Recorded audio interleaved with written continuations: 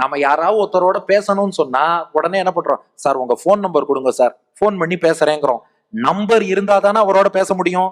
Phone number இல்லைன்னா அவரோட பேச முடியாது. நாம எல்லாரும் பெருமாளோட பேசணும்னு ஆசைப்படுறோம்.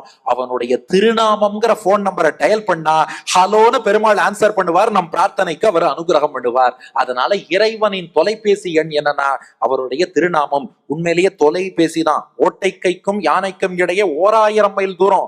ஹஸ்தினாபுரத்திலிருந்து துவாரகையில இருக்கும் கிருஷ்ணனுக்கு எப்படி கம்யூனிகேட் பண்ணா? பகவானுடைய திருநாமம் கோவிந்தா என்ற போன் நம்பர். ஹஸ்தினாபுரத்திலேருந்து கோவிந்தான் டயல் பண்ணா அங்க துவாரகையிலேருந்து கிருஷ்ணன் ஆன்சர் பண்ணி புடவையும் கொடுத்துட்டான் இல்லையா?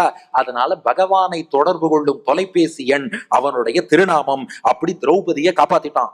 ஆனால் எல்லாரும் என்ன கேள்வி கேட்கிறா, திரௌபதியை காப்பாத்தின கிருஷ்ணன் தர்மபுத்திரனையும் கொஞ்சம் சேர்த்து, எல்லாத்தையும் பாவம் இழந்து அடிமையானான் இல்லையா, அவனையும் சேர்த்து காப்பாற்ற வேண்டியதானே?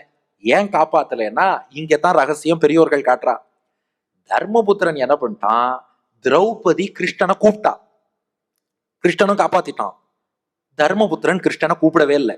இங்கதான் நீங்க சொன்ன அந்த விஷயம்.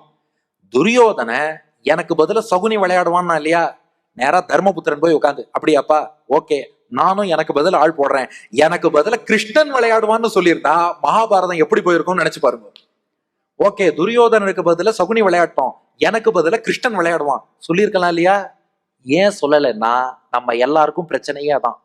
என்னை நானே பார்த்து கொள்வேங்கிற எண்ணம் நம்ம எல்லார்ட்டையும் இருக்கு. அது என்னப்பா பகவான், நம்மளால பாத்துக்க முடியாத, ஒன்னும் பண்ண முடியாது, நம்மளால எதுவுமே பண்ண முடியாது, அவன் தான் நம்மளை காப்பாத்தி ஆகணும். நம்ம பிறப்பு நம்ம கையில இருக்கா? இறப்பு நம்ம கையில இருக்கா? நடுவுல இந்த வாழ்க்கை மட்டும் நம்ம கையிலன்னு யாருப்பா சொன்னது? அத்தனையும் அவன் கையில தான் இருக்கு.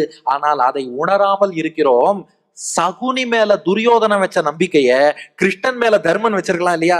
திரௌபதி 2 கையாலையும் மானத்தை மறைச்சப்போ கிருஷ்ணன் வரல, ஒரு கையை மறைச்சு ஒரு கையை நீட்டினப்பையும் வரல, 2 கையும் உயர்த்தினதும் தானே ஓடி வந்தான் இல்லையா?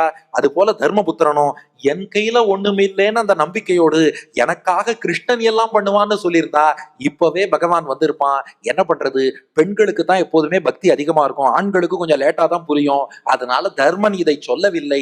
அதாவது அதனால இது கிருஷ்ணன் தர்மனை காப்பாத்தினானா இல்லையா அந்த விசாரம் இங்க தேவையில்லை. நாம புரிஞ்சுக்க வேண்டியது என்னன்னா, எல்லாரும் ஒண்ணு தப்பாவே நினைச்சுட்டு இருக்கோம்.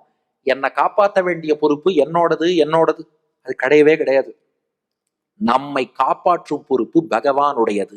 அந்த பாரத்தை அவன் திருவடியில போட்டுட்டு ஜம்முன்னு நம்ம மார்பில் கை வைத்து உறங்குமா போலேன்னு இருக்கலாம். இதே தர்மபுத்திரன் கிருஷ்ணா நீ சூதாடுன்னு கொடுத்துட்டு ஜம்முன்னு உட்கார்ந்து இருந்தான்னா கௌரவ ராஜ்யத்தையும் சேர்த்து கிருஷ்ணன் வாங்கி கொடுத்து இவ்வளவுதான் மகாபாரதம்னு முடிச்சு கொடுத்துட்டு போயிருப்பான்.